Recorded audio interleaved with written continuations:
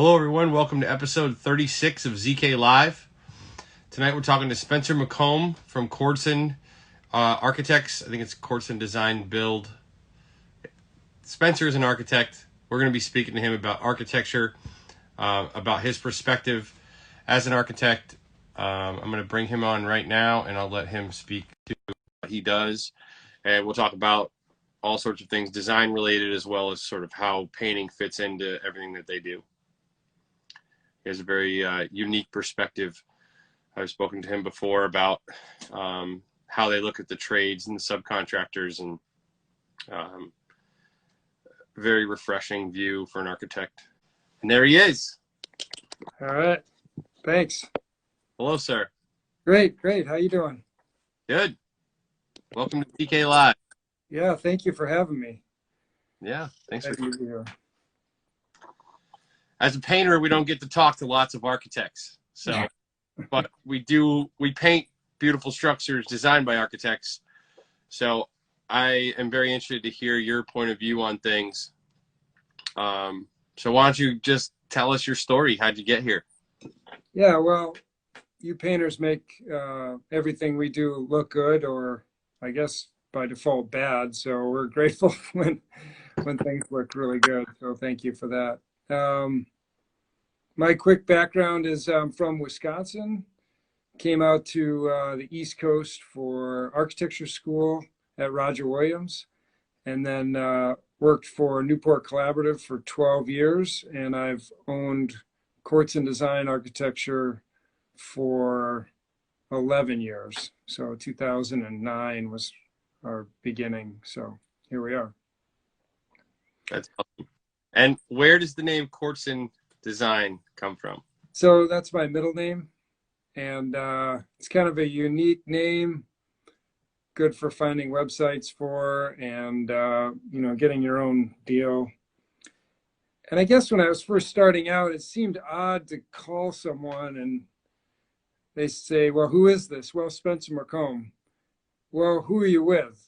Spencer McCombe Architects. It just felt like weird. So having another name just felt a lot better to me. So, and as the business progresses, and if I'm not part of it at some point, no one's looking for the guy with the name. So just seemed like a way to avoid all that and have a unique name that's hard to spell and hard to pronounce. What could be better than a name, right? Perfect.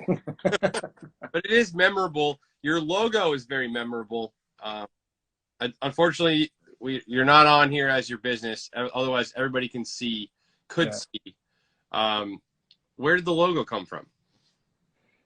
You know, we were playing around with logos for a while, and I'm sorry, for some reason my password didn't work right at the last minute, of course. But yeah, the logo was just there's a company in Newport, and as an architect, you think, well, we can design our own logo. Come on. So we tried a bunch, and then there was a company in town that did a lot of really cool logos for running. Like they do the Newport 10 mile, they do the Newport, these guys run these big running things around Newport and actually around the Northeast. So I just knew them and said, hey, could you just take a look at this? And they started sketching stuff, and it looked close to what it is today. And we sort of took that and got our brainstorm going. So now we're pretty happy with it. Thanks. Yeah, I think it does a good job of being clear and memorable. And I know, and how long have you been in that building? 3 years, a little over 3. And so, the whole time have you had the sign out front? No, we put that sign out about maybe 8 months ago, something like that. Well, again, I think I will give you a compliment. I think it's a great sign. It catches attention. I notice it every time I drive by now. All right, nice. You're on people's radar, which, I mean, that's what a sign's for, I guess. You know, it's a funny thing about the signs. For the beginning of our operation, I was even against signs in people's yards, and you'd think, well, that's crazy, but I just thought won't people get upset when they see my sign in someone else's yard? Like, oh, he's too busy, or man, he's got a lot of projects going on. So I had a lot to learn about actually running a business or advertising and all that stuff. So we started putting job signs out. And of course, tons of jobs started coming in because they saw the work we were doing. Of course, I don't know where I got that idea. So everyone at my company is always pushing me to put our sign up more and more. So it's funny that you mentioned it. I'll get a lot of I'll get a lot of flack at work tomorrow about that. So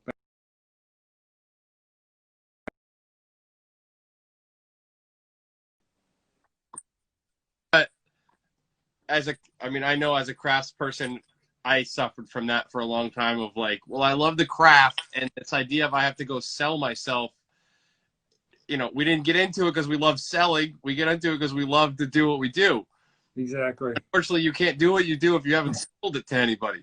I know. I know. It's been I've learned it a lot in that way. So yeah, for sure. Yeah, you gotta put your name out there and shamelessly kind of get your sign out everywhere and stay with it. And you can't just do great work because no one will find out about you, unfortunately.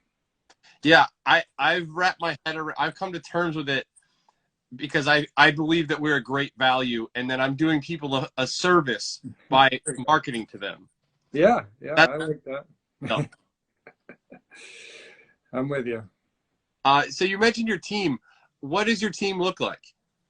So we have 8 architects or folks that are on the path to being architects, and then we have that including me, so 7 others that are drawing, drafting, designing, meeting with clients, and then we have 2 admin on top of that.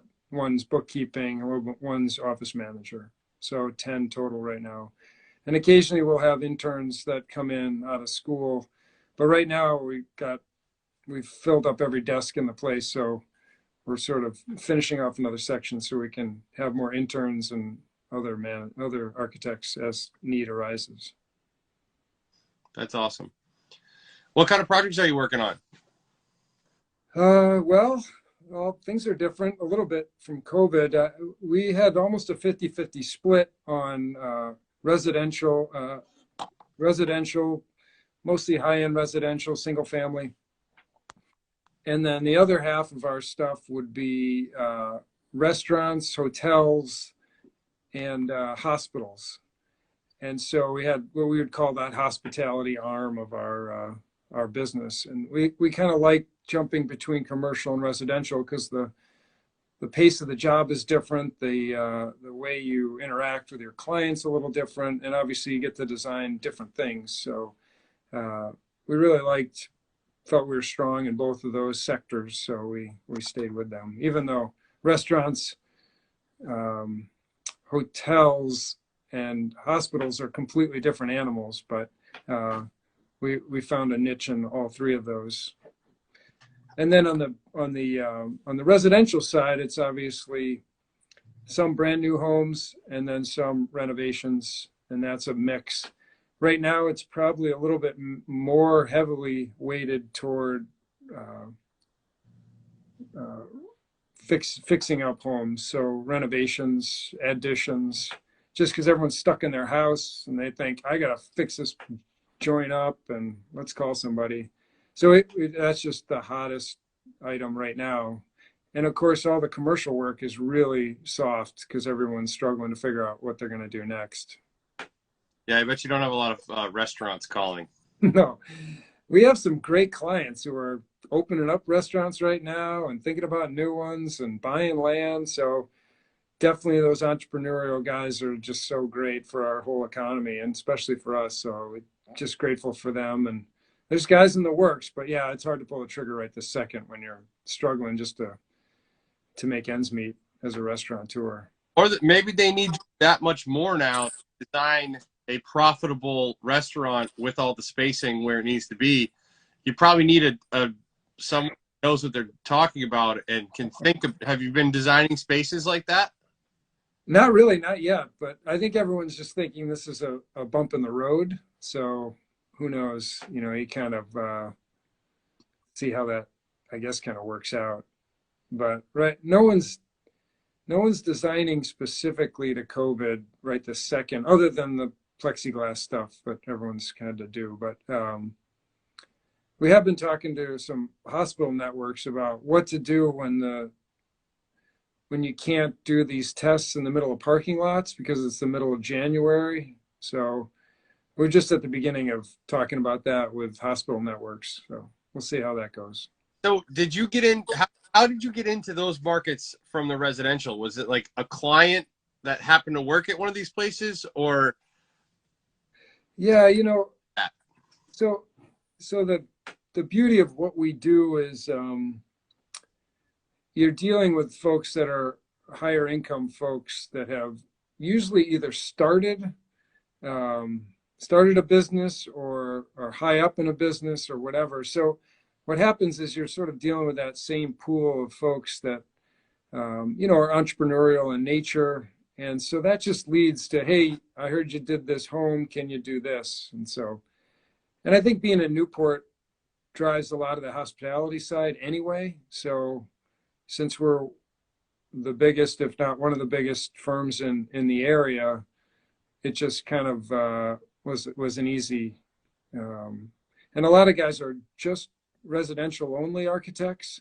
So when we can stamp and run commercial jobs, it opens a lot of doors up for us. Do you have specific people on your team that will work on those types of projects versus residential, or does everyone do everything? Yeah, people tend to like one or the other. But so yes, I think there's certain guys who know a lot about, let's say, hospital design, which is very specific and has actually its own set of codes. And so once we get a team that knows that, they sort of tend to go that way. And but the hotels and the restaurants, that's kind of a mix of all of us.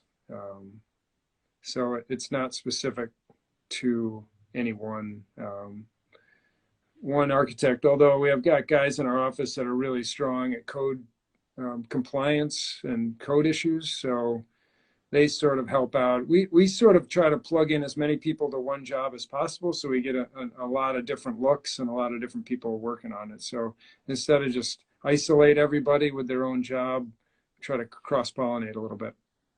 Interesting. Yeah. So I would imagine those commercial jobs are more of a utilitarian design, and like that's the most important part is the utility, and then the houses have to be aesthetically pleasing more, or is that not true? Well, the beauty of restaurants is that most of the guys want a really special space, right? They want a memorable space. So they don't want just cookie cutter, how can you solve it for the least amount of money kind of design stuff. So from a restaurant standpoint, really like those because it lets us have fun, be creative with the restaurateur, who are usually creative folks to begin with. So that's a fun one. So I think restaurants are right in the same market of being really fun design wise. Hotels a little bit, you got to obviously put the pieces together, but again, the same thing. No hotel owner wants just some drab hotel that looks kind of dingy. So they want a spark. They want something aesthetically pleasing. When you're laying out MRI suites and cancer centers, there's a part of it you want to just do your best job. You think of who's going to be in there enjoying / having to go through these things. If we can bring a little bit of cool factor to it and make it nice and pleasant and obviously follow all the codes, that's great. But we sort of give ourselves a kick in the butt to try to make them as good as we possibly can, so that the poor soul that's in there, dealing with cancer or whatever, has some inspiration that, wow, this feels really nice. And so we try to sneak it in wherever we can. That's awesome. So with that team, do you, as a company, do you have a sort of design aesthetic that you would say that you lean toward? Is it yours that you try to help everyone below you sort of go toward, or what does that look like? Well, we talked a little bit about this before, but my approach is to say, okay, I kind of think it's not great if all of our projects start looking the same, because you're going to have a different owner, you're going to have a different location, you're going to have a different maybe entryway versus view corridor versus privacy issues. So all those things start working together to create a different, they're in different neighborhoods. One's up on a hill, one's down low, one's surrounded by trees, one isn't. So all those things start to play into a design. And then we're talking to the owner a lot about aesthetics throughout the process. And believe it or not, people want different stuff, right? That's maybe not, believe it or not, but that's easy to understand that everybody's got their own little taste. And even though maybe two clients come in and say, oh, I saw your website, I like what you do, they're still going to have their specific, hey, I kind of like, modern farmhouse versus shingle style versus, colonial feel or simple campy stuff. And as we branch out and do projects from, down in the Caribbean to Colorado to New Hampshire, I mean, I hope we're not designing the same house for everybody. I hope they look cool in their own surrounding, fit in with what they're doing there, and we're on it enough to really understand what's going on there. And also we get bored easily and want to try a new challenge. So someone comes to us and wants a French chateau, we're going to get into it and do the best chateau we can, not say, oh, no, we only do this other thing. So it's a little different approach than saying, hey, we designed this way and you better like it. It's kind of the opposite of that, where we try to push ourselves into all these different things. And in Newport, we got such a wide variety of different styles and buildings, from these sort of big mansions that we're, either messing with or adding on to or doing carriage houses for, all the way to brand new houses, in the middle of an undeveloped land.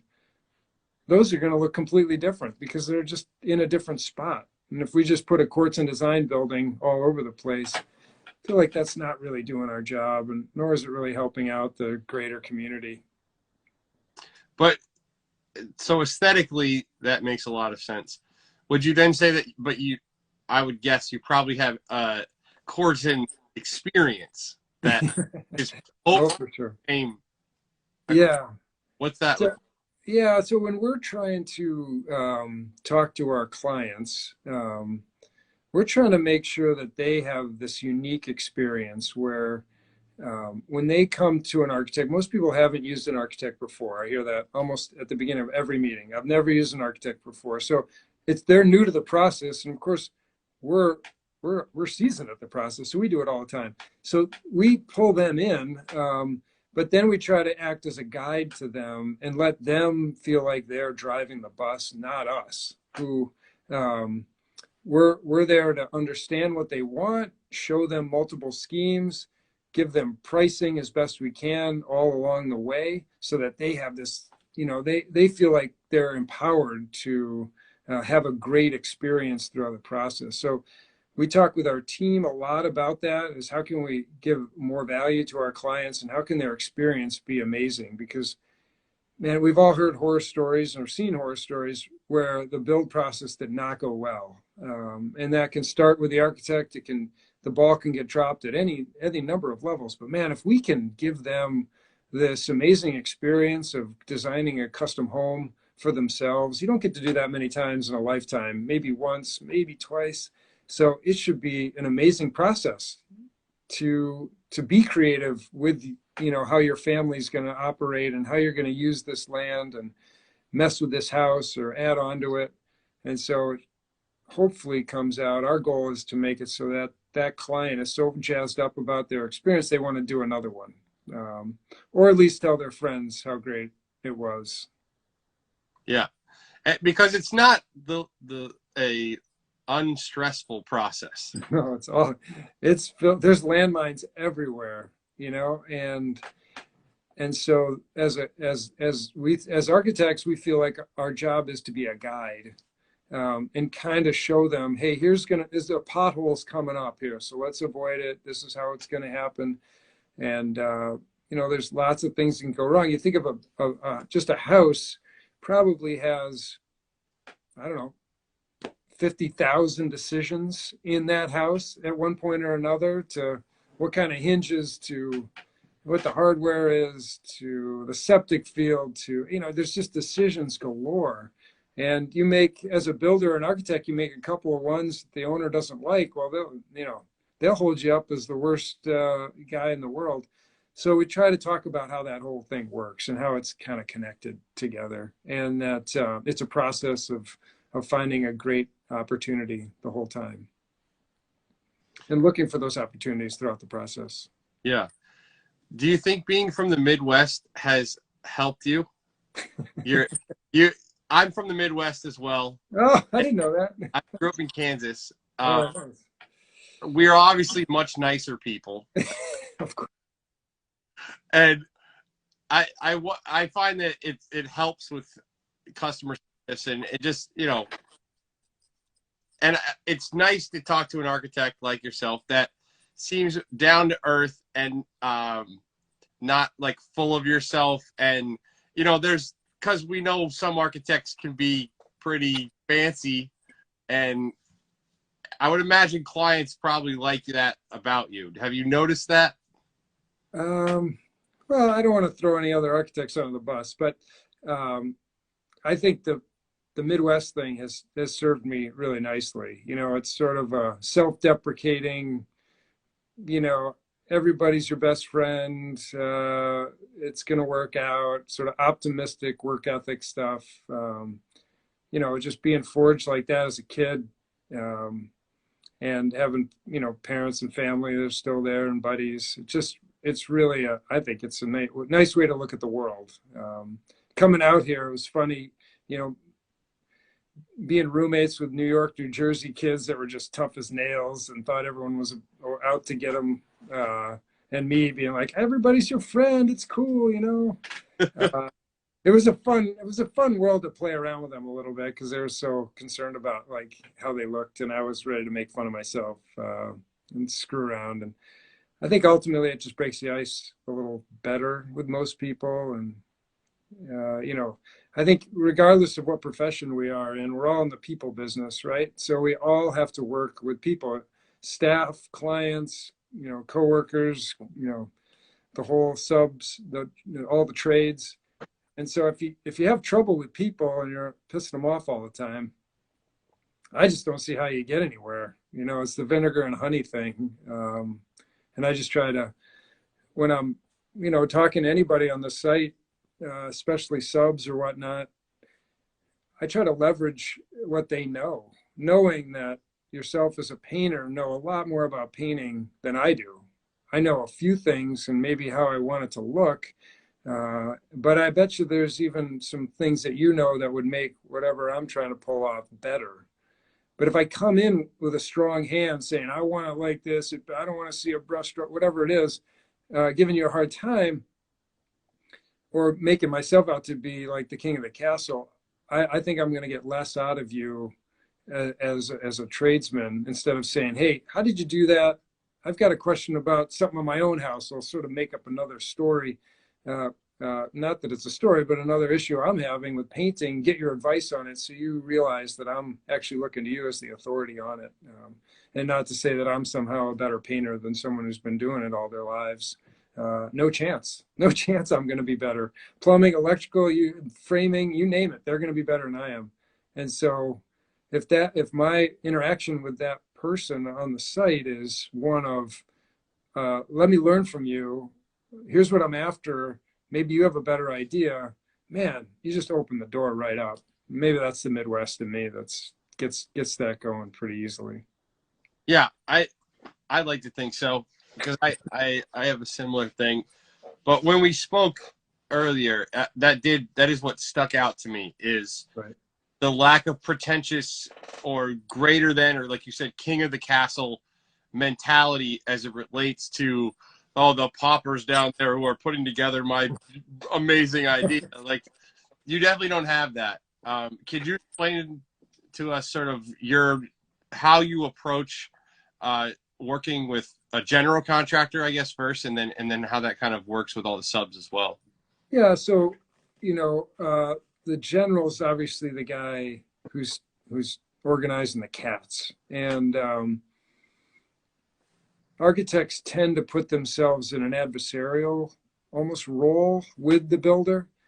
And I've just found that one, I can't pull that off because I don't even have that in me. But two, I found it works a lot better when you say, hey, look, we're all in this team together. I can make you look good. You can make me look good. So let's try to just be buddies on this thing and figure out how we can catch each other's back and also make each other have a better product. And I would say that that has opened up so many doors for me that even builders who have sometimes first contact with a client will refer them to us instead of other architects because they just feel that confidence between them that we're going to be all not looking out for each other at the detriment to the client, but I think at the benefit of the client because they've got a team that's like we're all in this together. And when you get the feeling as a general contractor, the architect's looking to catch you or get you on something, I think, you know, you're just not going to play nice in the sandbox with that guy. And so that's been my mentality for that. And then again, the way that I interact with subs when I get that opportunity, and sometimes it's a lot, and sometimes I'm just coordinating or contracting or talking to the general, but the more I can leverage their knowledge base so I can learn something through the process, I think that's a win for me. And typically, people walk through fire for you if they know that you care about them, you respect them, and you know you expect the best out of them as well. You know, it's just a good motivator of people, I think, versus the fear side, which is like, you know, I'll have you thrown off this job. Don't you know who I am? You know, it's two ways of motivating people, love and fear. And so I think the love one's a little better for me. Um, so Yeah, I don't know if that covers it. yeah. When something comes up, if I'm not in at war with Spencer, I'm much more likely to have the conversation and bring things up and not just brush them under the rug and move on and then have a bigger issue come up later. I think there is a lot to be said for that team mentality. Yeah. And when you find it in somebody else, you know, you want to do more work with them, and it's a two-way street. It's nothing underhanded. Just you want to work with people who are friendly and know that they got your back, and we're all in this together kind of business. Just feels like a better product for the client, all in all. And sometimes jobs don't go that way, but I try to work with people that are of that same mindset, and then it works out a lot better. Yeah, I mean, I know we refer clients to designers and architects, you know, a lot more designers than architects, but I've referred clients to architects before. Yeah. And that's the first thing that like goes through your mind is what's this going to be like? Like this is my client. I have a relationship. They like me, they trust me. Now I'm going to bring in this other person, and what's that going to look like? Are we going to all be on a team now, or am I bringing on my new competitor to go to battle with? And yeah, you're obviously not going to be inviting on people who you know you're going to have an adversarial struggle with. You're going to bring on your colleagues that you can go be a team member with. Yeah. And it's funny that that's not apparent to everybody, but that's almost like it sounds so obvious when we're talking here, but in the real world, it seems like people revert to that, you know, I got to protect the fort and I, you know, make sure that everyone knows I'm the man.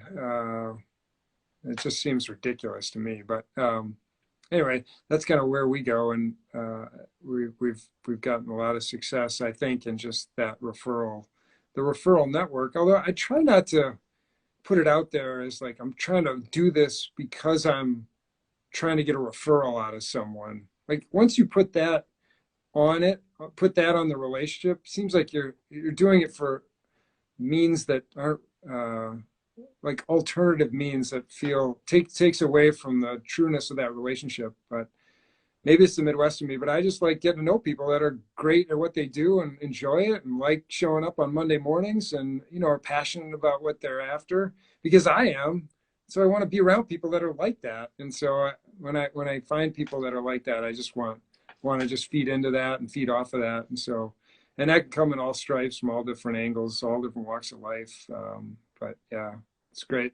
It's great when you like what you do, becomes play, right? When work becomes play, life becomes really easy. And I feel like in our firm, we talk about that a lot, and it makes us enjoy being around each other. We better be, we're around each other a lot. We're around our clients a lot. So hopefully it's a great experience for everybody. And if it's not, we got to make some changes real quick.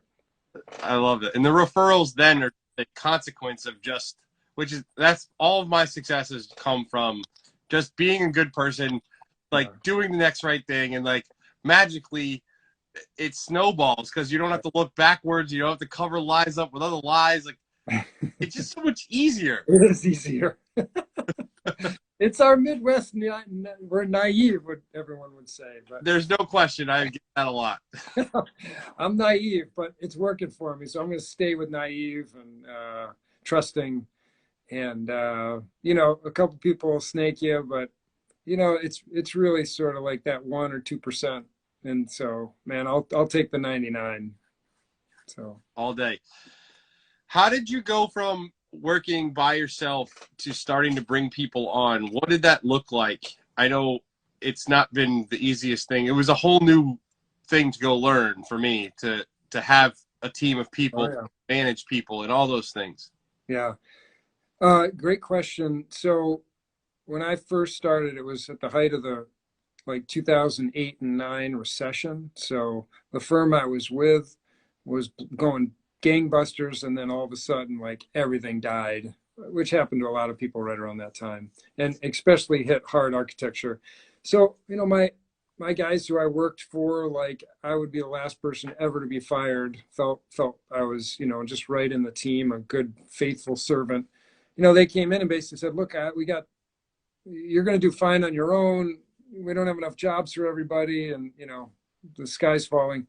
So that was the impetus to start the company. So then I'm working, but a lot of the people that I worked for under that company, sort of found me after I left with full knowledge of the company that we were leaving, that they were going to come with me, and the company was fine. They were great guys at Newport Collaborative that set me up to win on my own. And but I soon found that I couldn't keep up with the work, even at that dreary time of 2009 when the stock market was down and everyone was running for the hills. I had enough work to feed myself, and then really quickly became enough work to feed other people. So we just started doing peer-to-peer. Architecture's a game where you can kind of be in your house and you can have people in other spots. And so we would just email and talk on the phone and back and forth. And these are guys that most of them had also left the same company or got laid off. So I'd worked with all these guys before. So then the team just slowly built from there. And of those guys, 2 or 3 are still with us, and we've been through, like any job, there's turnover where folks come and go, but we've got a really solid core. The last 3 years have been really solid. But then going from that sole practitioner to, running a company of 10 plus, suddenly you're not a technician anymore, not just an architect. I've got to learn about HR issues and 401k stuff and all that. And that I've really, I joined a group of CEOs that we get together once a month and sort of sharpen each other as a group. And that's been hugely helpful the last 3 years. I feel like I had an MBA in the last 3 years just from these guys who are wise old sages in different firms, and not architecture firms, but different Rhode Island companies for the most part, that get together and we just feed off each other and learn from each other. So that's awesome. huge. What's that?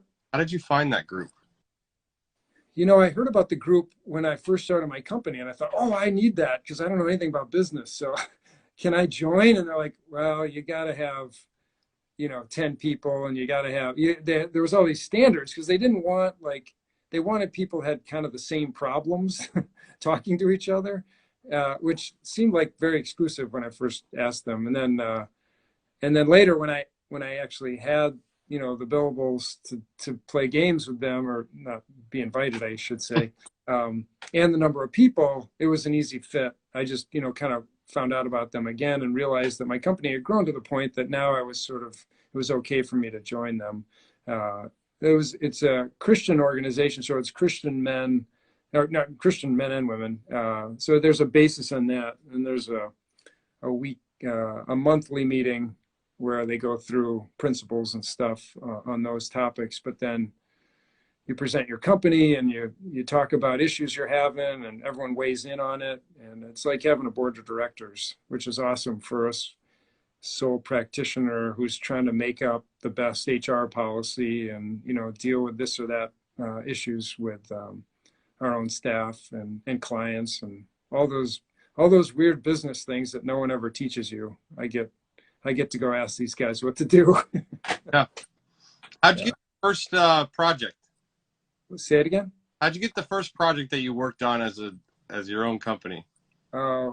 I kind of had a side book of business going with people, friends and family and whatnot that kind of grew. So I had a little, you know, I'd draft for people at night and on the weekends a little bit. And then there was a couple of big jobs that I had in Newport Collaborative that were at the tail end. So during the construction phase, and my company said, hey, you can take these clients and make them yours if you'd like. So I called those guys and let them know. But there was, you know, one memorable one in Carnegie Abbey,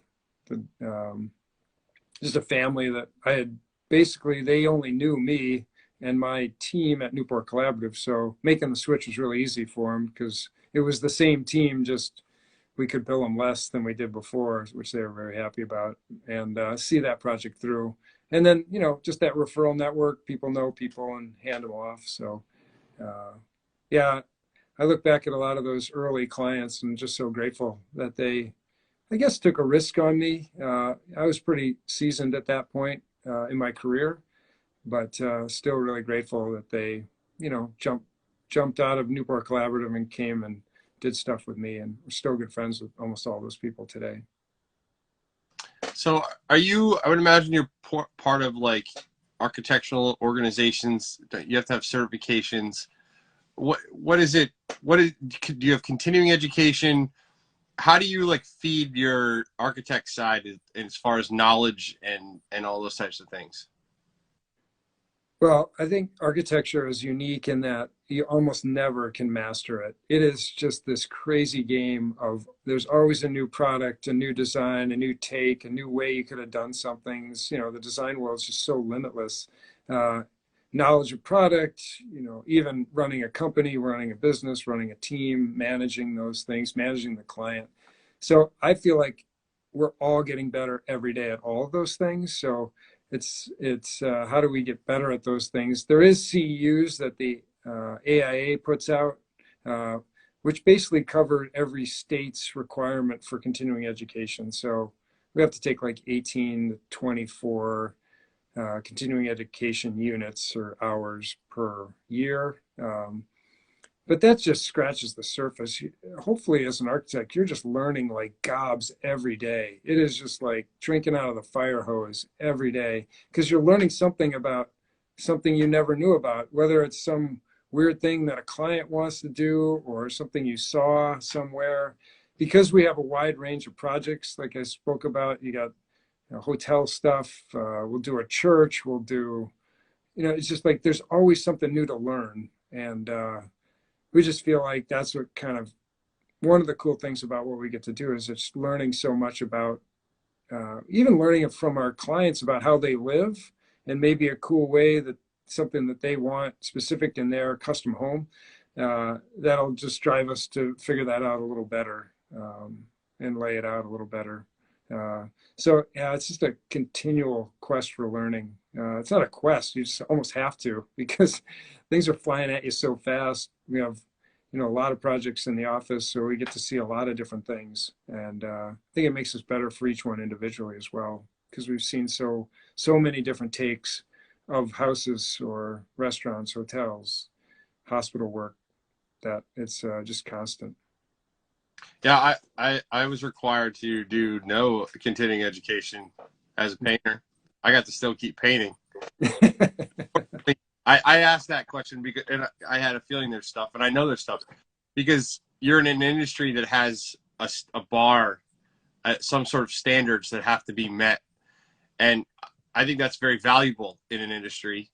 And I mean, I just started a painting school to try to teach people how to paint and how to have like a passion for the craftsmanship and Mm-hmm. to try to elevate. Because unfortunately, I think my trade has this very low bar, and because of that, there's just not a lot of people who could describe their painting the way you just described architecture. Right. And but I'm that way. Everything you said is exactly how I feel about painting. And every day I'm learning more, and every day and it's of course to me. And it's like, yeah, well, if I had to do 18 to 22 hours of some continuing education, that would be so easy because I do that every day. Yeah. Um, so 100%. Yeah. what? And so maybe it's a mindset level, and architects, I think we have so much to learn every day from so many people, including like yourself. Like I'm sure I could sit down and pick your brain for hours as well. We could switch this interview around, and I'd probably get a lot out of it because sometimes I'm in there trying to tackle my own work. Like I like to be handy as well and do projects start to finish at my own house, or for other people, habitat kind of things like that, or friends that need something done. I just love it because you get, when you're drawing all day and designing all day, it's pretty rewarding to physically build something, instead of just the drawing side. Sure, it's a craft in itself, but man, there's a lot of gratification in actually building, painting, finishing, sanding, like the whole show all the way to the end. And it makes me better. And I encourage everyone that's at our company, just get into projects, start something that you have no idea what you're doing, because it'll be great. You'll learn a ton on the way, a lot more than a textbook will give you, a lot more than a CU will give you. So yeah, I'm with you, man. It's amazing. And it's sort of limitless because you can always get better and learn more. Yeah, and that's what I'm. This one of the reasons I'm doing this show and why I post the way I do. And it's like I want other people to feel. And well, I think just painters when we grow up and we work for paint contractors, we don't look. Our bosses are generally not looking at what's the next new product, what's the best way I can serve my client. Like it's very much repetitive humdrum. Why do you care so much? It's like, and you know, I people tell me that my energy about this stuff is infectious, and I think it is because once you change your mindset and you're like, oh well, what about this and what about this? Painting becomes funny, Yeah. and it's something I do hope more and more painters get into, and all the trades and anyone doing what they're doing. It's like, why aren't we continuing to grow? And I think the painting trade has fairly stagnated for quite a while. There's not a lot of cutting edge coating practices that are different. Yeah. Although we do implement a number of them, they're not being sold at Sherwin-Williams. And Sherwin-Williams is like, well, here's another. This paint's easier to apply than the last paint. And everyone's like, oh, cool. Like moving on. And no one's like, well, what does the client want? What could the client possibly desire? What if we were able to reformulate the paint and charge a little more? We could give them this like really long-lasting, more beautiful product. And Yeah. it's cool. What does it take to be so? Because there's a world of like architects, certified architects, and then like the shady underbelly of like not quite certified architects. Yeah. What does that look like? So the the registered architects would be the right word, but so you go to school at a accredited school. It's either a 5 or a 6 year degree. There's a sort of an accelerated 5 year version, which is sort of rare these days. I actually graduated that way, but most of the time it's a undergrad for 4, then 2 more. Then there's 3 years of intern development where you have to work for and document working for a registered architect. So that's like, now we're talking almost a decade that you're not a registered architect from when you started as a freshman in school. Um, so that weeds out a lot of people. um, the Roger Williams, where the school I went to, it, if you look at it in plan, it's shaped like a funnel. There's a lot of kids in the freshman year wing, so it's wide. And then as you get down toward the seniors or the fifth year or 6 years, it's really small. So they shaped it knowing a lot of people were going to bail.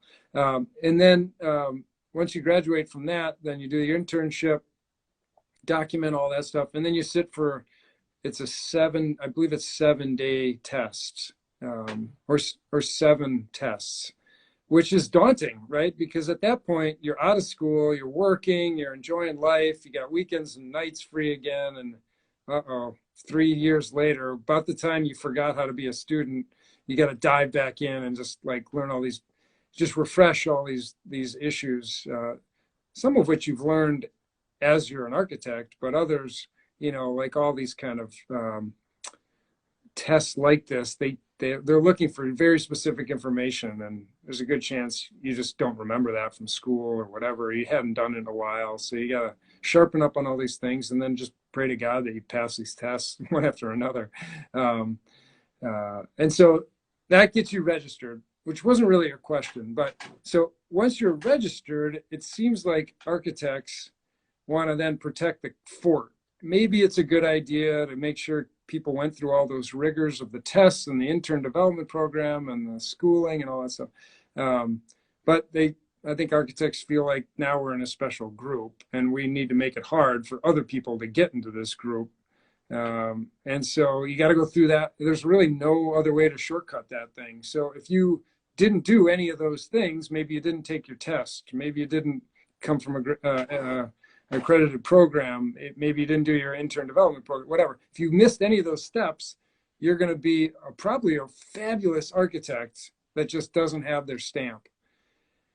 And so that leaves them in a bind. And I've got tons of friends that are as talented or beyond talented as I am, who just didn't put all those pieces of the puzzle together for some reason. And they're really talented, but they're not going to be a registered architect. And so it's sort of a shame. They can design single family homes forever, especially in Rhode Island. I think New York, they don't let you do that, but most states you can design homes as big as you want, as much as you want, and just be a quote unquote designer, architectural designer. But it's when you get into the commercial world that a stamp's required, and then they're kind of in a tough shape, which is sad for me, knowing some of these guys who are just as talented and knowledgeable as I am, and they're struggling to have their stamp on things. So they got to either refer the project out of their office or something like that. But I think I'm not like us versus them at all. I'm grateful. There's guys in my office that may never get registered, but as long as they're under my stamp, it's fine with me. They can do it. It's just a feather in your cap when you become a registered architect, because when people ask you at a party, what do you do for a living? And you've got to do this song and dance about, well, I work for an architect and I'd like, it's nice when you can just say I'm an architect. You don't have to go on for half an hour about, your deal. That's interesting. So my first thing, I'm like, there must be some like incredibly famous, unbelievably talented, not registered architects. Are there any? Like, are there guys that are like, they're just like, they were so artistic and like, talented, like I can't sit through class? So I don't know if I know like a famous one, but yes, you're right. Like guys who just didn't want to deal with school or just weren't cut out for it. I think a lot of what happens is they graduate from school and then they just don't want to face those tests, because if you fail one, you feel like a total failure. They make you wait 6 months to take another one. Everyone kind of knows. It's just a daunting task. I was lucky to get them over with pretty soon in my career, so no one was really paying attention to me at that point. So, but yeah, I've got buddies, really, really great architects that just aren't architects yet, or may never be in that official way. But man, they're great. and folks that work for me as well. And then there's folks that fly right through. They get their license, but they're sometimes not that passionate about it. I got a college buddy who got his license, did all those things, and he teaches school right now for chemistry. Went back, got his teacher's degree. I'm just like, what? You did all that? You did all that, and now you're doing something else. God bless him. He's happy. He couldn't be more thrilled. Does little side projects at his house and for friends. Just amazing path for him. That's crazy. But so those people who are not registered architects, they can work for you and for all the other. They can, and they can have their own firm. They just can't do commercial work. Okay. So the idea is that the license ensures that you, at some point in your life, knew all these codes and all these regulations, and that you're going to be better suited to protecting the public. So that's the reality. They want to make sure, like a life safety plan, and how far away the exits are from each other, and all those things. Really, no one else cares about that, right? Except for maybe a building inspector. The structural guy doesn't care. Framer doesn't. No one cares about those safety issues in a commercial building, and so I think that's why they sort of limit the group to registered architects for those reasons. Just, I think, in public safety reasons. So. What's the tallest building that you've ever designed? Oh man, New England's tough because they got all these height restrictions on everything in all these towns that we do. But there's a clubhouse at Carnegie Abbey.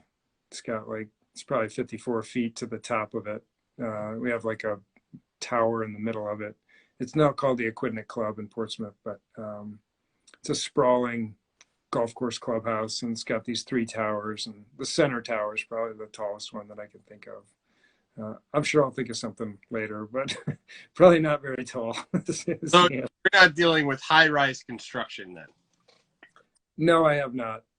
Most of our stuff is 3 to 4 stories tops. That's just where we are and who we service. I'm sure if I was in a major metropolis, I'd probably be dealing with bigger, taller buildings from time to time, but we're pretty limited on the stuff that we do. We're grateful for it. Those skyscrapers can be designed by New York City dudes all they want. I'm happy for them. I'm sure they have their own struggles in life, but along this is another ridiculous painter question. I don't know why it matters. Yeah. What's the largest square footage residence that you've ever designed? I'd say 12 to 14,000. Some of these, you don't really count all the square footage because garages and things. And then usually those people add on to those big houses later, a couple of years later, and put more things over the garage or off the other side. But they're massive. I mean, if you think of, and what's funny is most folks, are doing their dream house after their kids get out of college, or, it's right around that time they've sold their company, kids are in college or graduated from college, and then they're like, we're doing it, we're building our dream. It's 2 people.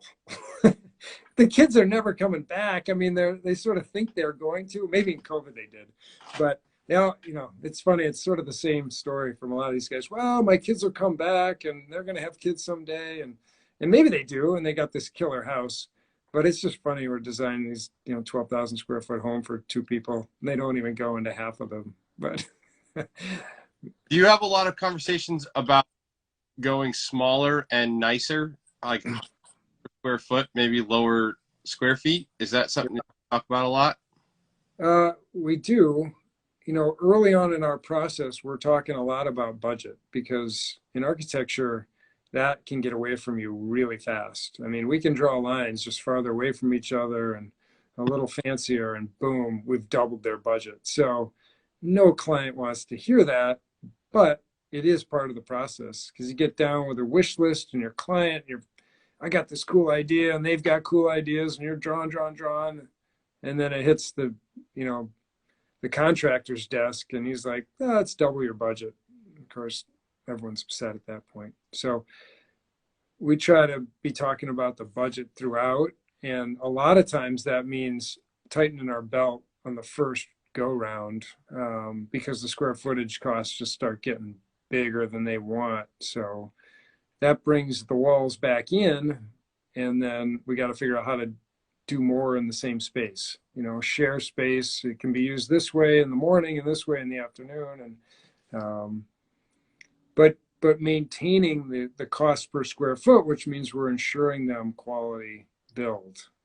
Um, and so, I think it just naturally goes that way. But everyone usually starts off with their eyes are bigger than their stomach, and they, want the big dog, and I want this big house, and I want all these stuff in it. But usually the big bad budget comes to break up that party, and everyone's got to sober up quick and figure out what they really want.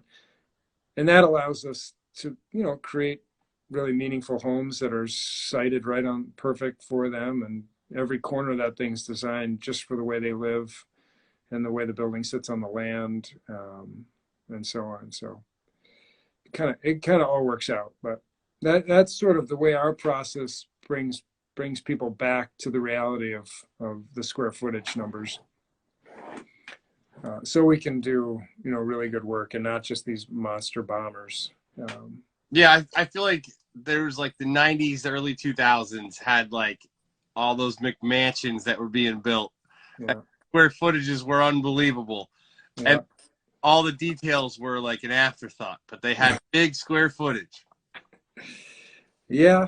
And I think there's probably certain clients that are maybe still after that a little bit, but we don't really find it that much where it's that showy mentality. Most of our clients don't even think about that sort of thing. And so it's more about trying to figure out how to, usually they have a program, which was the stuff they want in their house. So, how many bedrooms, and I need an office, and a lot more talk about home offices recently, obviously, but it's kind of neat to see, people really wanted to do quality, and we're showing them pictures of our previous work, and we're showing them drawings of things that are quality. And we're talking to them about how to get the most quality, but it's always at the expense of some budget. So we've got to talk about how to do quality, and then talk about how to do it on the budget that they have. And everybody's got a budget, even my most wealthy clients, who are astronomical compared to anything that I'll ever see. But they still have a budget at some point. They have a tolerance about how much this thing's worth and how much they're going to invest into this piece of property. So everybody's got a bottom line, and then design into that. Have you used fine paints of Europe often in your projects? Is that something you're aware of? I know we might have talked about it earlier. I'm always here.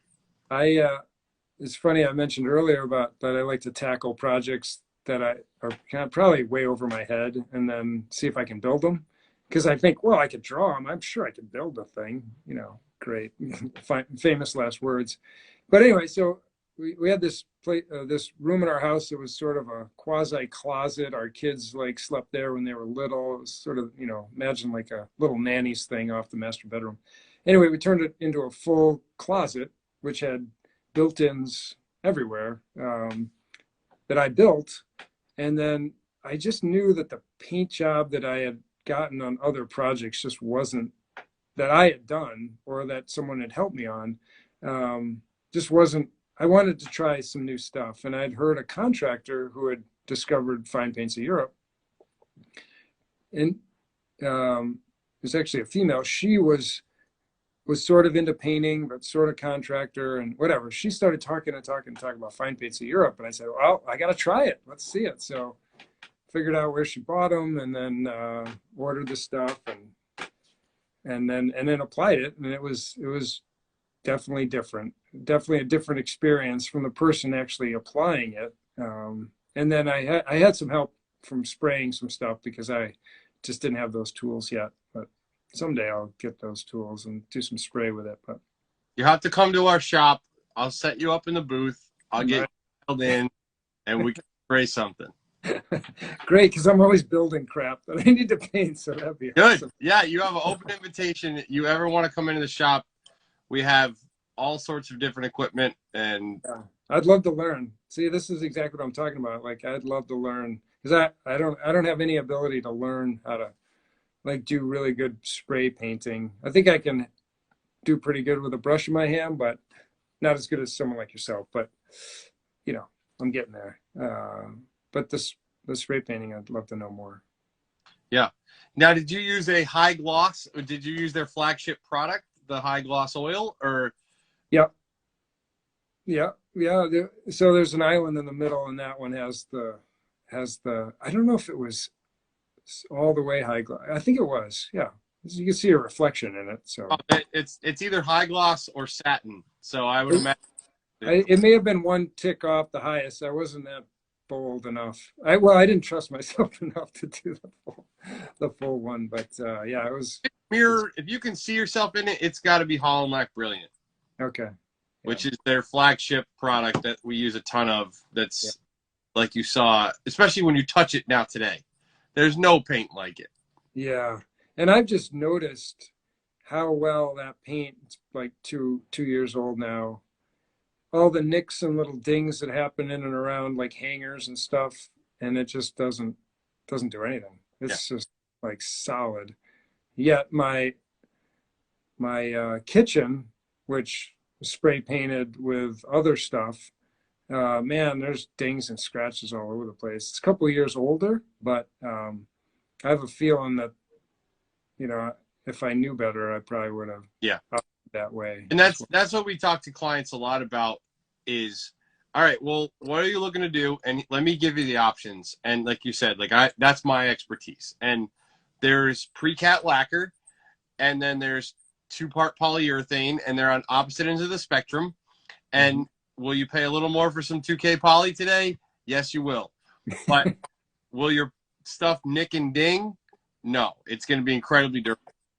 We'll do the same the day we walk away. Yes, generally. So, but not a lot of painters are there doing that. That all came from me wanting to research and learn and push and try. And, pre-cat lacquer is, you could do it in your sleep. It's super easy. It's cheap. And that's what's sort of out there. And then you get nerds like me who are like, well, what if we got what's the newest best thing? Yeah, I'm fascinated about lacquers and that whole world of that finish after the paint's on, or when you're dealing with a natural product that you want to cover. Because I feel like the polyurethane just comes in first, and everyone seems to go there. But I've just had such big problems with poly over the years. It just yellowing out really bad, or yeah, but mostly it's that yellowing or that sort of plasticky feel that never seems to fully cure. And So there's so many cool options. And that's what we love to hear from the design community. What come to me and you tell me what you want that to look like, and I have a wealth of knowledge of a ton of different products. They all have positives and negatives to them. One will amber over time, one will yellow, one will not do anything, one will be durable, one will not be. So there's so much out there, but there's just not lots of coating. Not a lot of painters they're going, this is the one I know works.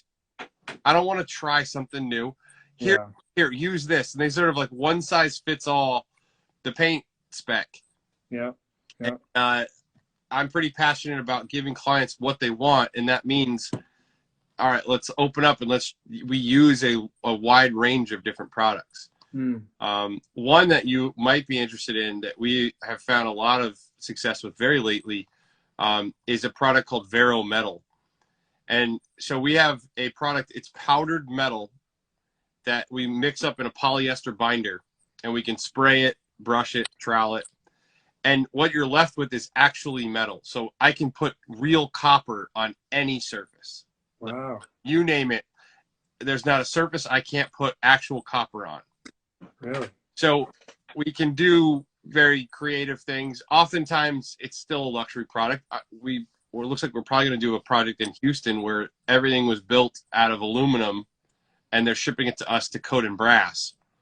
And it will have a thin layer of real brass for a fraction of the cost. But we're doing a project in Buffalo right now where we're troweling on brass in a very tight knockdown look on a curved desk at this beautiful commercial building. They have all this old brass everywhere, and they put this new front desk in, and it's curved out of MDF, and we're going to coat it in real metal. And get it to have the patina of the other stuff?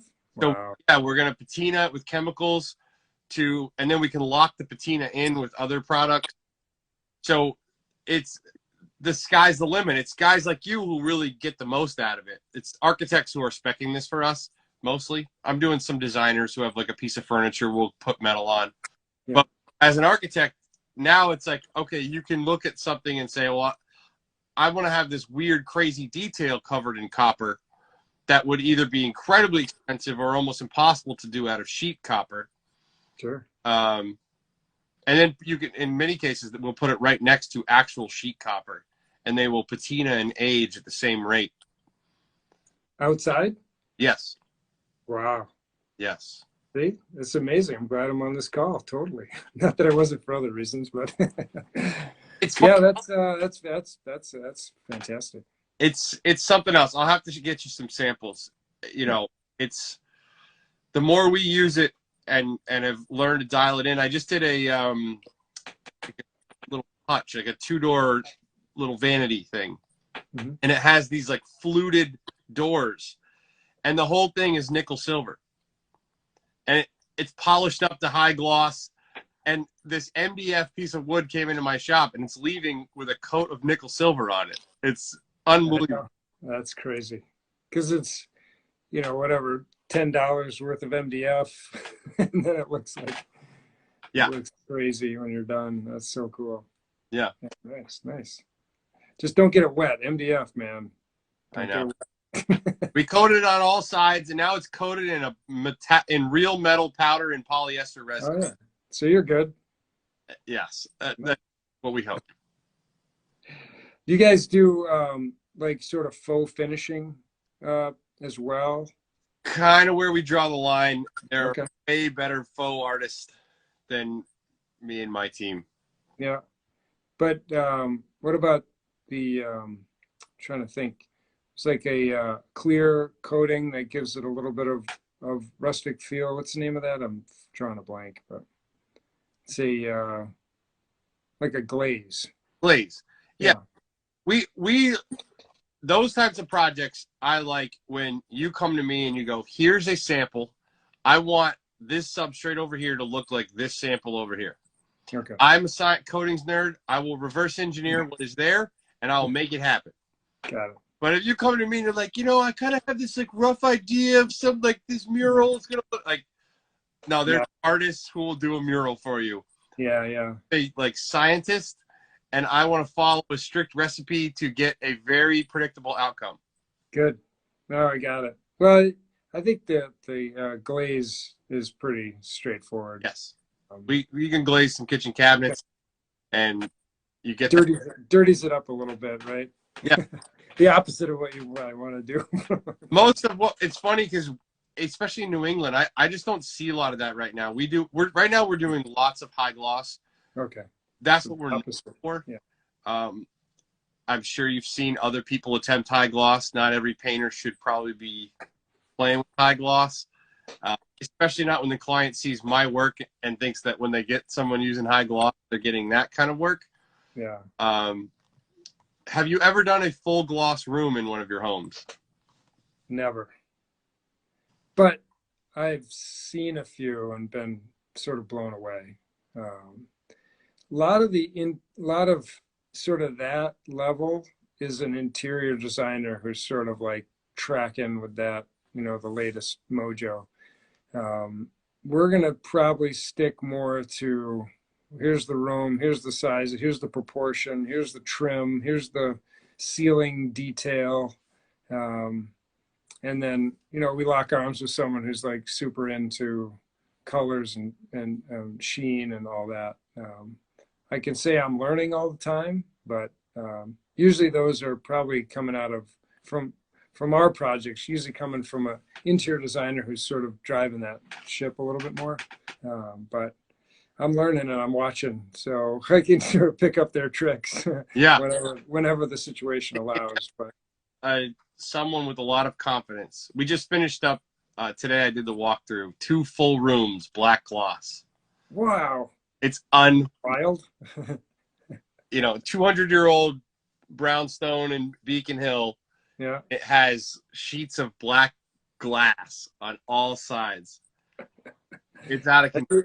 Does it mirror to each other, almost like infinity kind of thing? Oh my gosh. I got to make a great video walking up to one wall, walking up to the next, turning, walking up to the next, and then looking at the ceiling, and it's just the same person everywhere. Right. Wow. That's I'll look for that video. Yeah, those are the kinds of things that I like doing because they're so challenging. That's not just like slapping on some satin white paint and moving on. Yeah, that's the A game, or it shows right away, I bet. Oh my gosh, yeah. And the clients that are paying for that aren't gonna take anything but perfect. That's what happens generally. And and the nice thing is they lead to we do a lot of gloss front doors. That's like our bread and butter. Oh, really? Okay. Because everyone can afford, well, not everyone, but all the high-end custom homes can afford, a $5,000 front door. Yeah. Not a $30,000, $40,000 room. Right. But the front door, I'll have to have you come to the shop. You'll see one of our entry doors in real life, and they're pieces of art that you get to put in your front door. That's cool. And how do you keep it from weathering? That's always the issue wherever we are. So fine paint in Europe is the longest lasting exterior paint that you can put on any surface. Interesting. All right. So it's a marine grade enamel, so it's going to last longer outside than any paint. That's the most cost effective, the best way to start speccing fine paints, in my opinion, for architects is on trim on the shingle style homes on the water, where the fine paint's eco, not the oil, but the alkyd acrylic.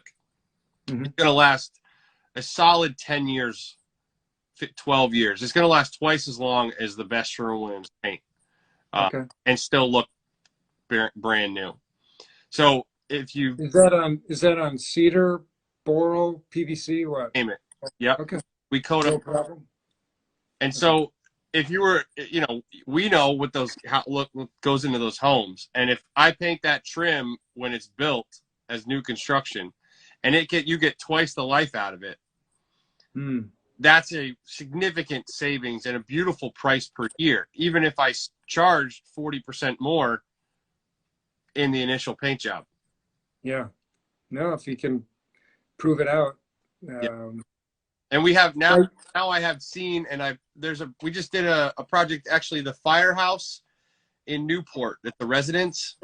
That was a client. We just finished 3 sides of the house. It was all brick, but they did fine paints of Europe on the trim. Yeah. So 3 sides of that place were 12-year-old trim. We didn't touch it. There was one side that got really beat by the sun, and we just scuffed it and brushed another coat on, and they'll get another 10 years. That's amazing. I know that house, so that's cool. Yeah. It's on Cordtsen, I think. But. Yep.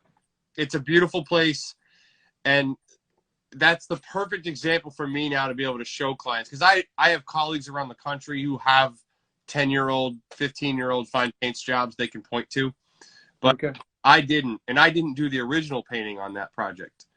Okay. But they were able to tell me about the story of how they tore the whole thing down and rebuilt it and blah, blah, blah. And they were selling it, actually. It just sold. And we only needed to paint that one side 12 years later, which is, okay. you know. And they use that product. Yeah. Oh, Prospect Hill Street. Yeah. I know the Prospect Hill. There's a couple of firehouses in Newport that are residents now, but yeah. Is that what it was at Prospect Hill? It's oh man, I get the address now. I still have to invoice that project. Okay. Hang on tight. Great clients. Have you ever worked with Newport Renewables as GC? No. He's building them a new house, I think, now. Oh, cool. Who are your favorite GCs? Do you work with a lot, or Oh man, yeah, we do 150 projects a year, so it's kind of like 150 different favorite contractors that are on that list. But there's a lot. I don't know. I feel like weird saying one because then I leave out like a ton of other ones. But yeah, I think there's a lot of great tradespeople, I think, in Newport, a lot of great GCs that we've worked with and have served their clients really well. When the GC gives the client a good experience, it makes my job a ton easier, right? Because I've got a happy client who's thrilled about their build and the process. So for me, I'm just looking for the low drama, we'll figure it out. We got this. Kind of guys. There's issues that come up on every job. It's just how you handle them. And so we've got a lot of contractors that I think handle those issues really well with clients. And so we just want to keep going back to those guys. But I've always found that the best GCs are just these amazing, like steady eddies. oh yeah, They never get up, they never get nope. down. They're just like, yeah, all right, Yeah, all right. yeah. You can't freak them out. You can't rattle them. You They're can't just like, all right, we'll figure it out. Okay. Yeah. Yeah, it's amazing. Same job, similar jobs, two different contractors. That's just the difference in, that being a skill set, right? To sort of herd that many cats all together in this finely tuned orchestra is amazing. That they can pull it off without a bunch of drama, because we all know they get thrown all sorts of nonsense every day that they've got to sort of work through. So you need to have that steady mentality, not hot, not cold. And it's been great to work with a lot of guys that are in that game. Yeah, there's some good ones over there in Newport too. Yeah, and throughout, not just in Newport, we work with guys now all over the place. So yeah, I didn't really answer your question, but that's because I feel weird. We want to be politically correct here. We don't want to be enemies. This is needs to be a win-win. Yeah, right. I'm nervous now. Everyone's gonna be like, "You got 150 jobs. I'm not coming to you. You must be too busy."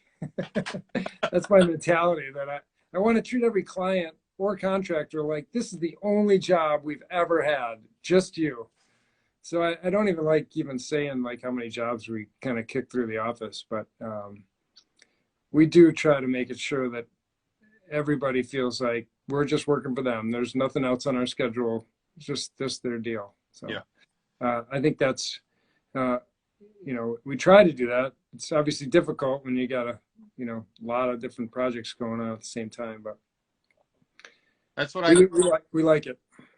Like, and we're a little different. I can't, but it's like when I'm on your project, you're all that matters. Yeah. And we're going to give you 100%. And if you decide you want to add a little thing over here, we're going to get it done while we're there. Yeah. But you got to be a little flexible with the start date. You remember that last client, I'm treating them the way you're about to be treated. So right. They wanted to do one extra thing or something went wrong. So I need another week to start. But when I get to you, you will be the only one that matters.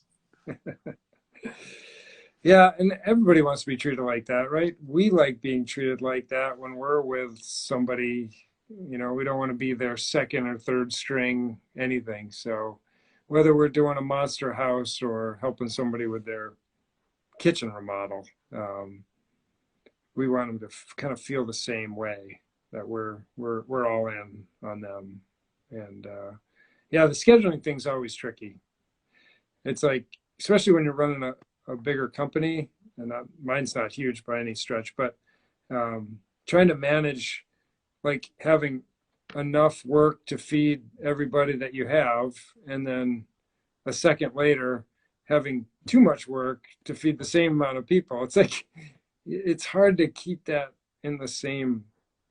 It's hard to keep that so steady, and we've been grateful over the years to be able to somehow run that gauntlet, keeping everyone busy, but not, and then also not taking on too much work that we can't put out the quality that we strive to do for each client.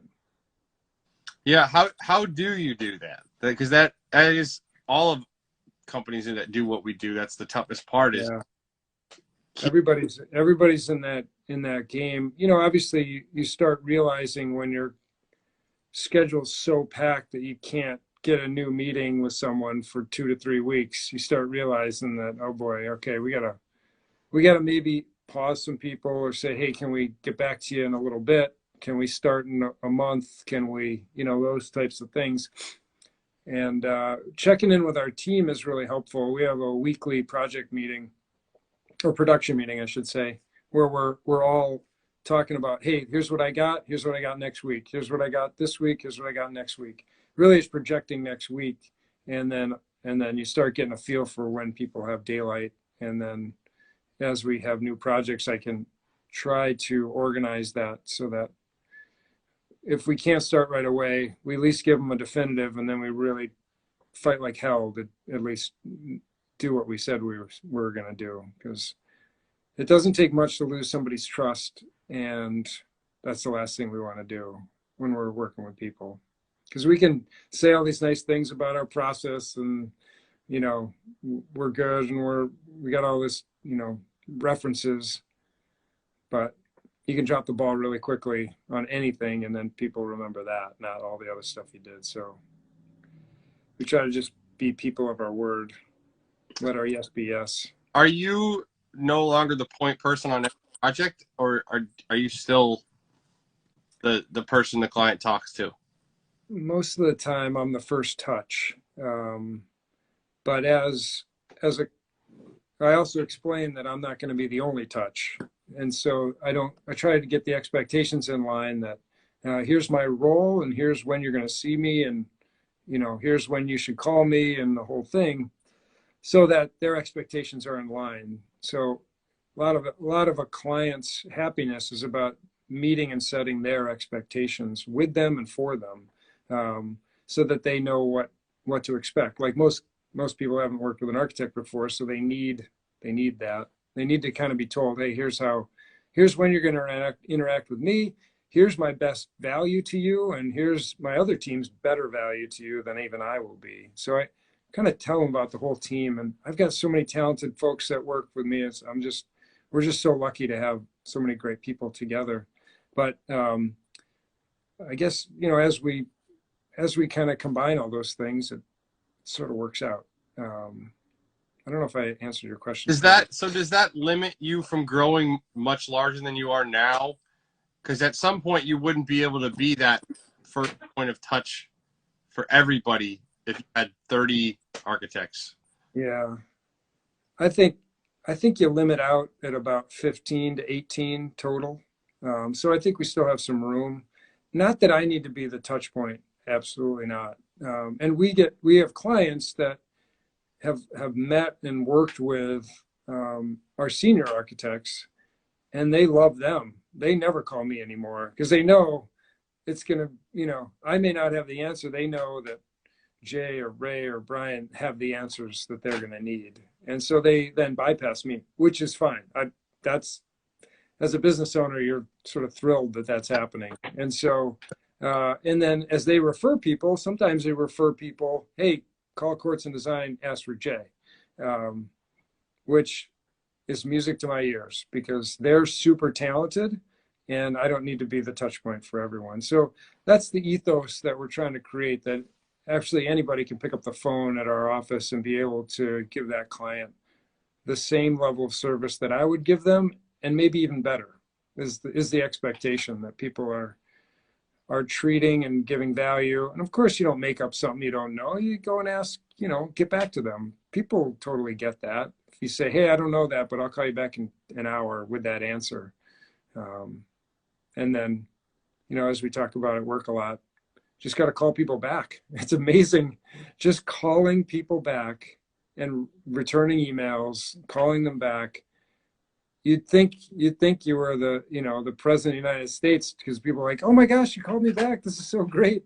Because in a busy economy that we are now, minus the COVID stuff, but I mean, the trades are slammed, right? Everybody's cranking, which is the opposite of what you hear on the news. But it's obvious to all of us that things are cranking. But it's interesting that a lot of times I just hear, well, they never called me back. The trade, the sub, the contractor never called me back. Like, how do you run a business like that? It's crazy. Call them back and say you can't do it. At least you're done. But to not call them seems like such a travesty for me. So we try to not. That the bar's low in my industry, but it also means that it's really easy to succeed on some. Yeah. I do get it all the time. So you answer the phone, like, yeah, gosh, you called me back. That's amazing. I'm pretty darn good at I answer most, unless I'm talking to a client or I'm on the phone already, I answer every phone call. Yeah. And people love that.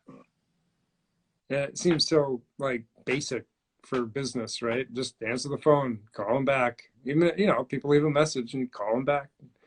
Drop a line on your website and you can follow up with an email and a call. Yeah. Boy, you're rocking. I'm like, no, that's what everyone should be doing. I can't believe no one else did that. It's crazy. How has social media been for your company? I mean, that's how I originally reached out, is through social media.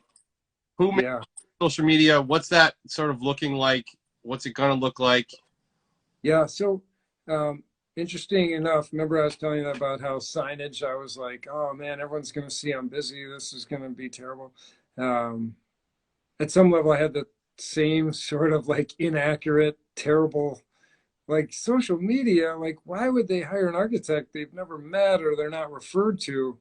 But of course I was wrong, right? So it just turns out that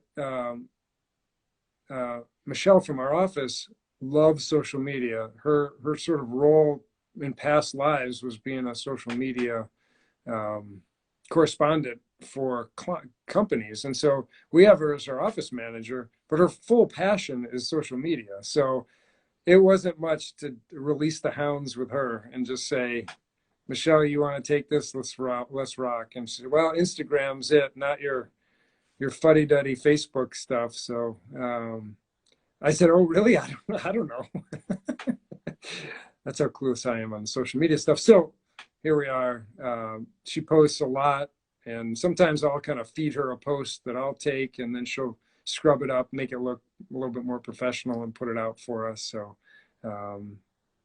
we should have got our act together here to get the at Cordtsen Design Architecture. It's going to be disappointing. She will be. I'll be getting quite a talk tomorrow. But whatever. Yeah, I put it down here at the bottom so thank you can see it and be able to check you out.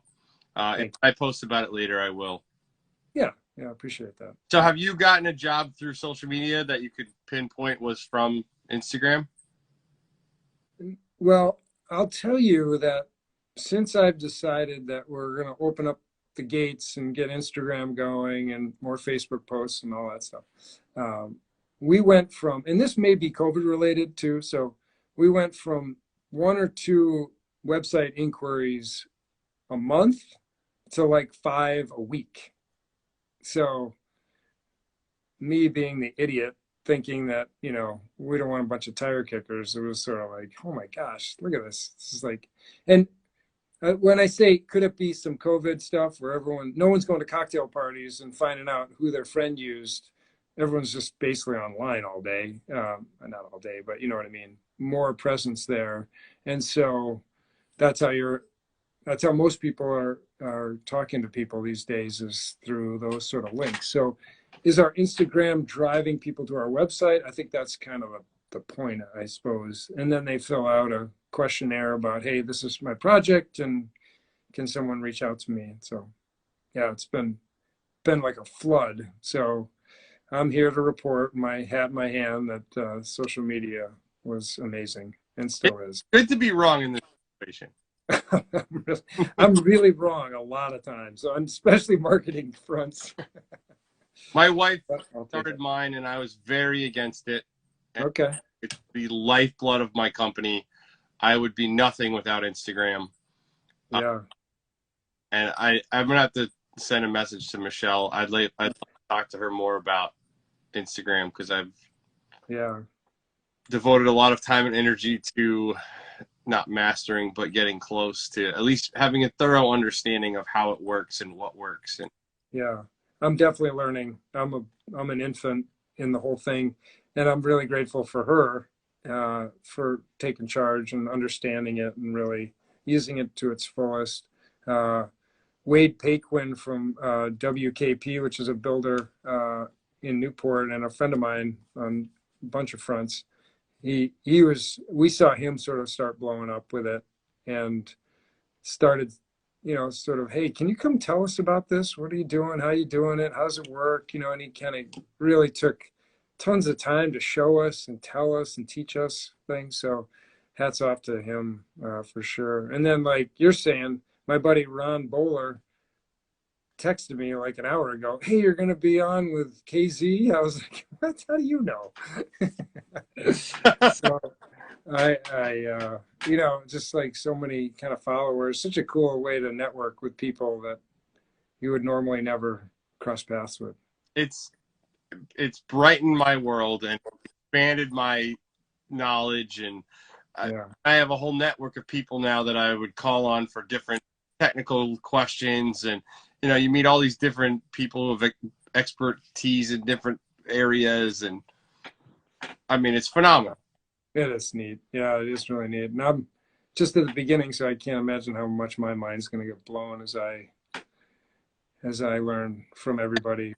You'll get to connect with other architects, and like in a way that's not at a cocktail party, and Yeah. they'll see, oh, I saw that thing, or have you checked this thing out, and you get to be inspired and communicate and develop friendships in this very powerful way. Yeah. No, I look forward to it. Cool.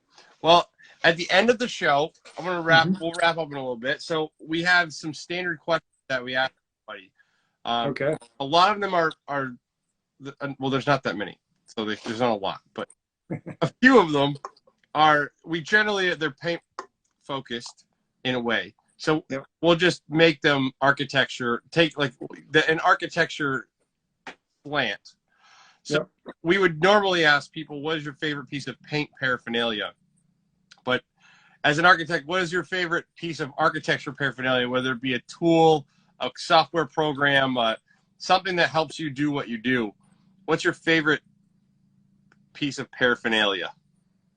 So this is going to sound really bad. Not maybe not bad, but so the world of architecture is full of computers. So hand drafting with a couple different thicknesses markers and trace paper is my go-to.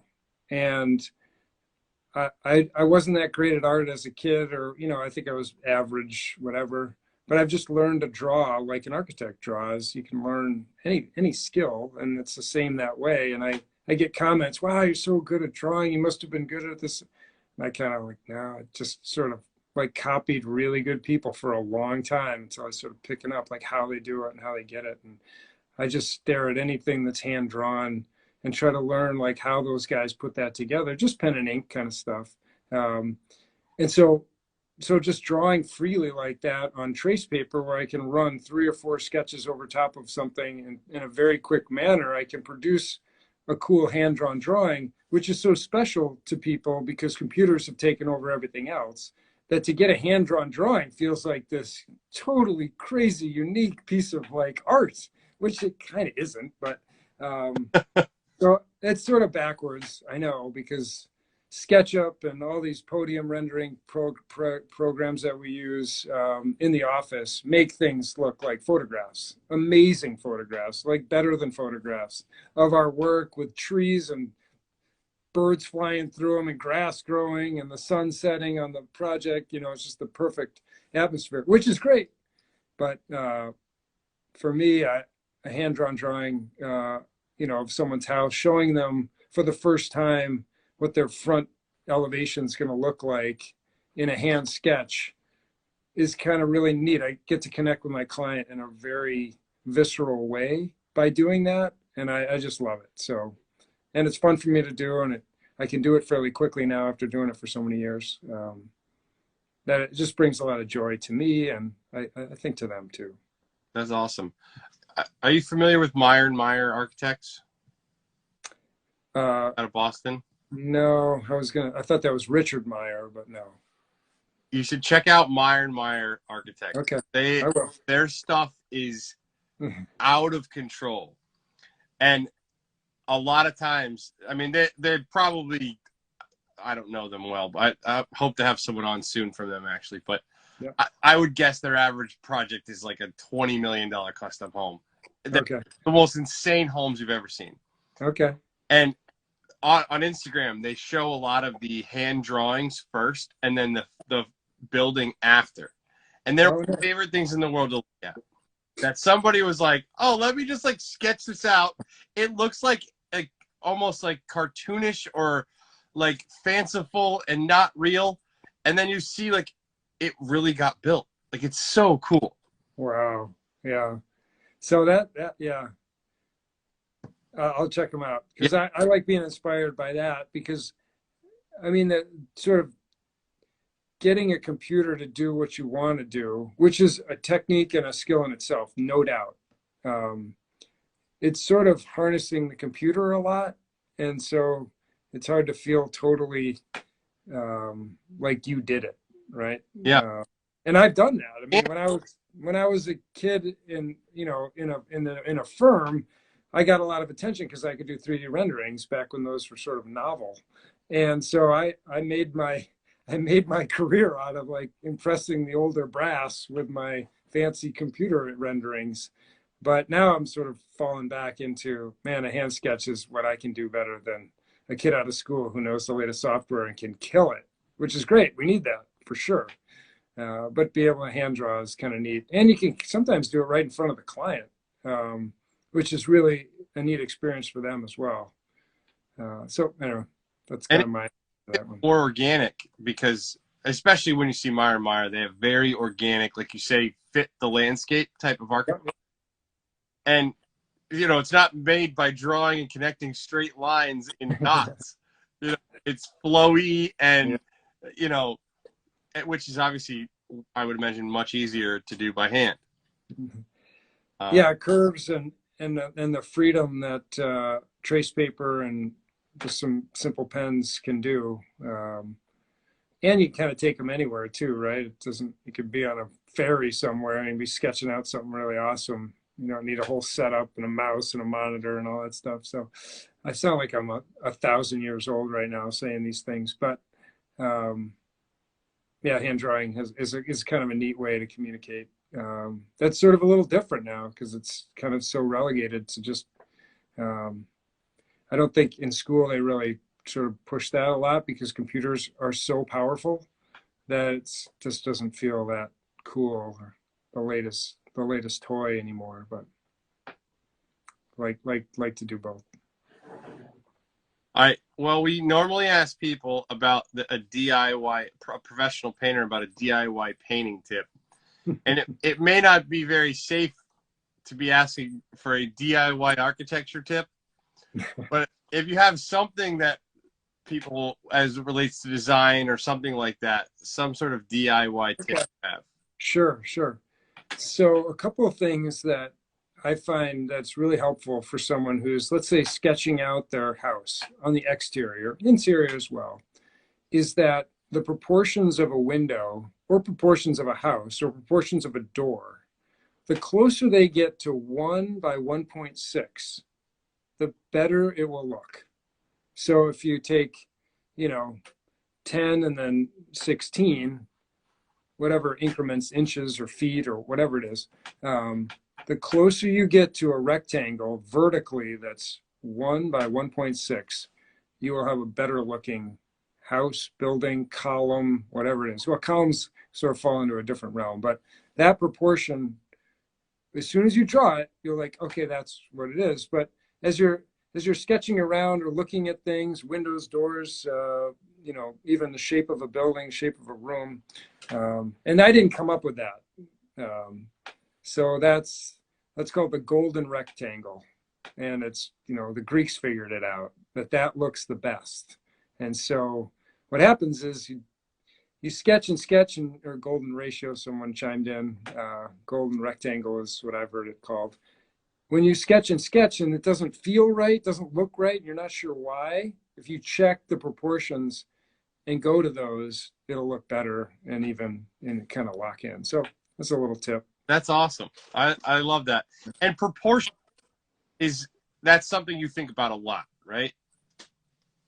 So, ultimately we're trying to make things look cool in the most simple way, right? Yeah. So we want it to be exciting. We want it to be pleasing to the eye, whatever it is, whether it's a built-in dresser or a front door or an entry portico or the roof line.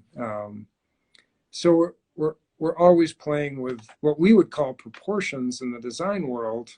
And if you get those off, it just doesn't look right, and you're not sure why, and your client doesn't know any better till it's built and doesn't know why they don't like their house, right? So it's a constant game of working on those. I think as you just get used to drawing things that start to click, you start to realize what that really means when you say the word proportion. It's sort of hard. It doesn't fit into a box of a definition necessarily, other than some of those tricks like the golden rectangle and some other things that, columns. We've all seen columns that look wrong, right? I drove past the house the other day and I was like, the house looks great. Those columns are a total disaster. Why did they use that? And it's because someone just didn't understand like the proportionality of things. There's a great book called Get Your House Right, which covers from like early American colonial architecture all the way through today as to why things look good and why other things look bad. And when you mentioned before about the sort of McMansion boom in the early 2000s, they like no one was paying attention to those. It was just bigger is better. And books like Get Your House Right follow the pattern books of early colonial architecture, which said you only build buildings if you do it this way.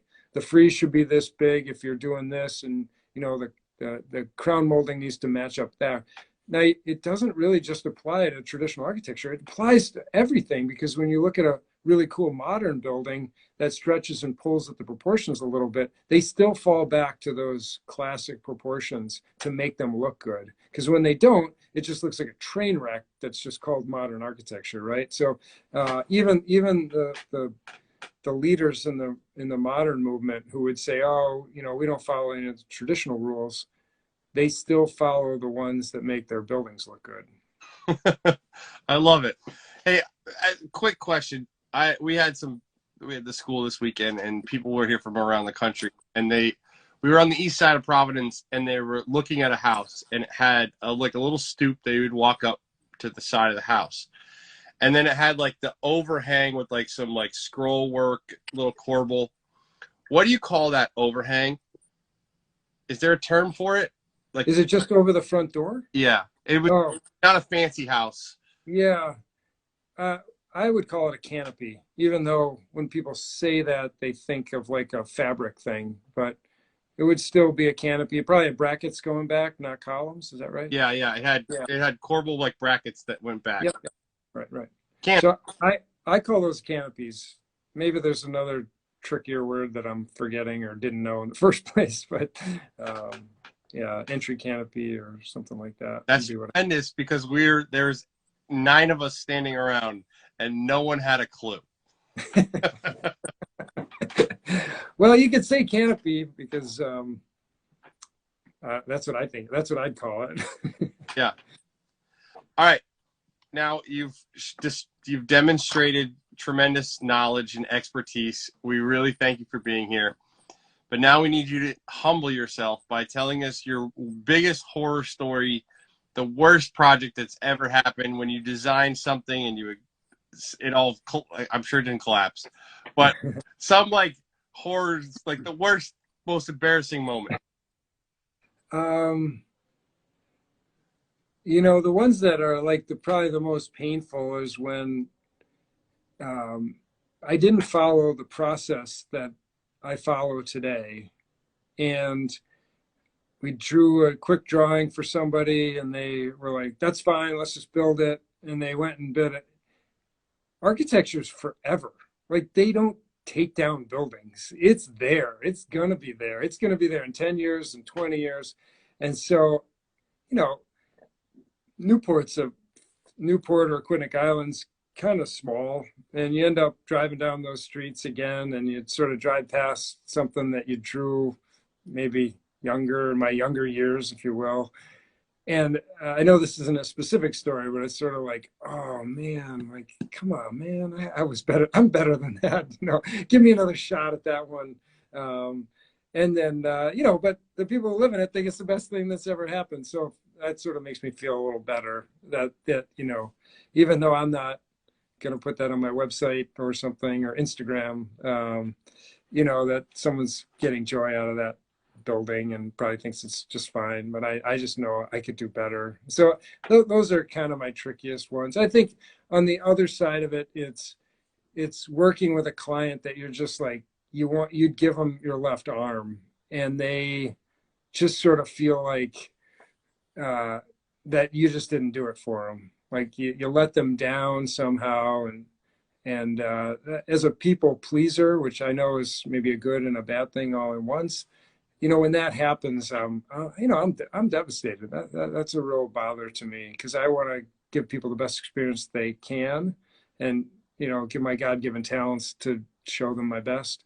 But at the same time, when it's not reciprocated, when they don't like it, or they want to move on to a different architect, that's a painful one. So I didn't really answer your question with one specific one because I couldn't think of one that was a total thing. You've never had like a house that was supposed to be like, you like moved the decimal point one over and it was tall and skinny instead of no.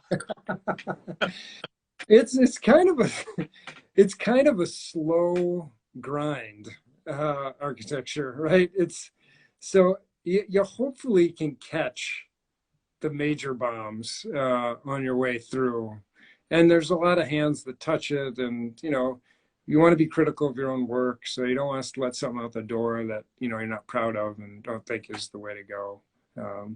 But sometimes there's clients that make that a little challenging. But as we know, all clients are challenging at some time or level, so you can't push it off that, well, it's the client made me do it. You gotta be a salesman. You gotta commit to them, and ultimately, if they're happy with that solution, then it's their house at the end of the day, right? They're going to live there and stare at the thing every day. So you got to give them that. Awesome.